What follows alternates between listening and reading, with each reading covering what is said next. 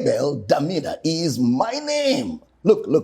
I couldn't wait to get back home and be a part of the ongoing conversation. There's been this conversation going on whether there's a genocide in Nigeria or there's no genocide in Nigeria. And I listen to certain individuals who say there's no such thing in Nigeria. Well, whether you call it genocide or you don't call it genocide, let me speak as a victim. I am not just a student of research, but I'm speaking as a victim of these gruesome circumstances around the Nigerian people, where innocent lives have been taken away by some people who think they have more right than others in this nation.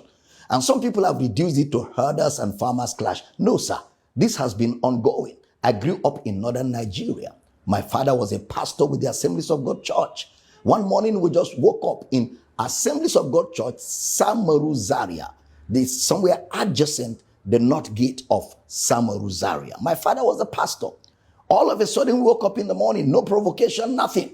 And the next thing we were hearing was people were just running all over our house and the church with machetes and all of that. The next thing was they started pouring petrol all over the building, both the church and the house, because our house was attached to the church. And the next thing was flames. Everything was burned right down to ashes. We narrowly escaped, found a place where we could shelter ourselves in the military barracks. Eventually, they brought us back to the lecturers' quarters of ABU Zaria, and we had to camp with a family for weeks and months before we could rebuild and start life all over again. That is long. I'm talking about 1986, 87. What about the Metasine situation? Metasine was a sect of the Islamic religion who went around burning and destroying and killing Christians back in the 80s. This is far before there was anything like farmers and herders clash. Then fast forward. What about in the year 2000, where over 2,000 people were killed in Kaduna? Year 2000. What about the over 300 people that were victims of the Miss World in November 2002? All of them, they were not a part of the Miss World.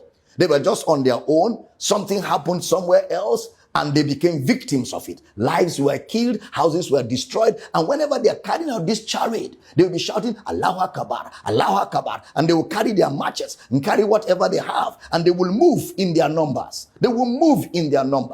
And everybody on their way that is not chanting what they are chanting becomes a victim. I can go on and on. A few years ago, I was preaching in Kaduna for a great man of God. And I only succeeded in preaching Sunday morning service. After the service, the next morning, as we were preparing for the next service on Monday, the next thing I was hearing was, the whole city is on fire. Kaduna is on fire. Please stay in the hotel room. Don't come out. They are killing, they are burning